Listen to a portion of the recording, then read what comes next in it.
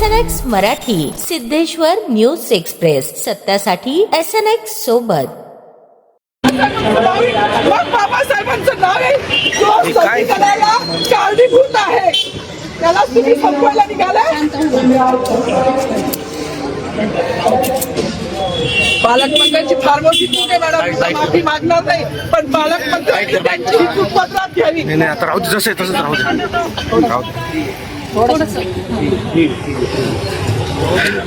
मला मीडियाशी घेणं नाही मॅडम, मला सस्पेंड केलं, मी मारूचे गाड्या उपसील, मी माती काम करीन, पण बाबासाहेबांची ओळख पुसून येणार नाही. मला सस्पेंड करायचं करू शकता मॅडम. बाबासाहेबाला संपवायचं काम करायचं नाही.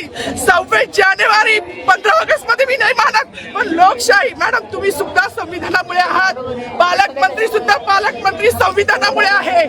कोणताही जाती भेट नाही, सगळी समानता त्यांनी दिली आहे. आमच्या कानातुरात होते बाबासाहेबांचं नाव आता तरी भाषणात येईल, मग तरी भाषणात येईल. ज्या लोक संविधानाला लोकशाहीला कारणीभूत आहे त्यांची नावं वारंवार घेतली गेली, मग जो संविधानाला कारणीभूत आहे तो प्रजासत्ताक दिनाचा जो मानकरी आहे त्याचं नाव भाषणात का नाही? कोणाची गाडी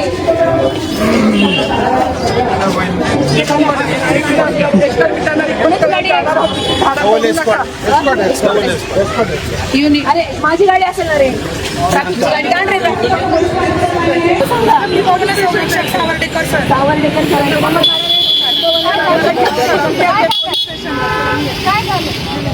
गाडी गेली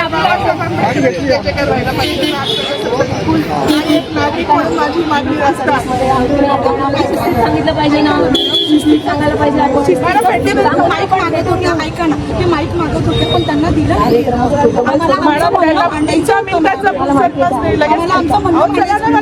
ऐका ना, आज गाडीवरती असेल किंवा आपण वर्दीवर मतदान करू शकतो,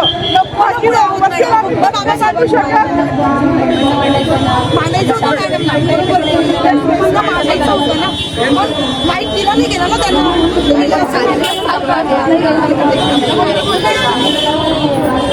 चला ना मॅडम, ती स्वतः येते मॅडम, मान्य करते.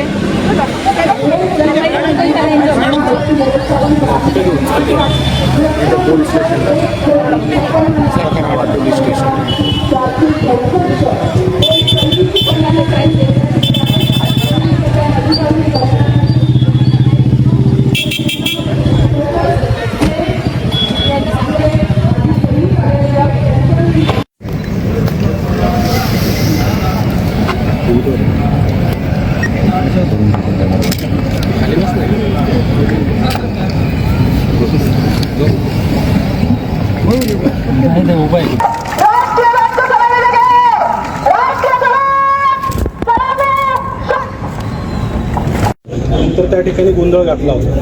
नेमकं ऑर्डर राहिला असेल, पण तसा काही माझा कुठलाही हेतू नव्हता, कुठलाही माझा तसा हेतू नव्हता. आणि त्याच्यामध्ये फक्त मी घोषणा केली, भारत माता केली, पण तसं काही असेल तर आम्हाला झालं असेल. पण माझा त्यामागे कुठे काही मुद्दाम नाव डावलण्याचा वगैरे हेतू नाही. आणि मला वाटतं प्रत्येक वेळेला आपण जेव्हा भाषण ठेवून तिथपासून बघा तेवढं काही होत नाही.